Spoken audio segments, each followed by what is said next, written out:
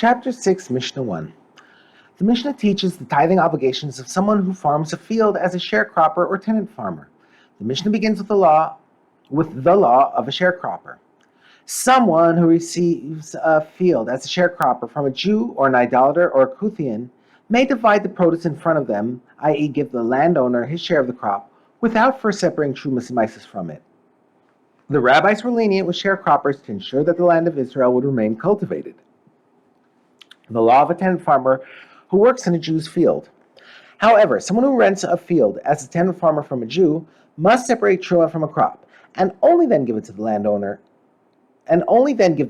his share. He is not, however, required to separate any of the other tithes before giving the landowner his share. Rabbi Yehuda qualifies the previous ruling. Rabbi Yehuda said, when do we say that a tenant farmer does not need to separate the other tithes? When he gave the landowner his share from the produce of that same field that he rented and from the same species of the produce that they agreed he would plant. But if he gave him his share from the produce of a different field, even though it is from the same species, or he gave him produce from a different species, even though it is from the field he rented, he must separate all of its tithes and only then give the landowner a share. The landowner agrees to accept tevel as his share only when the tenant farmer grew the kind of produce he originally agreed to plant.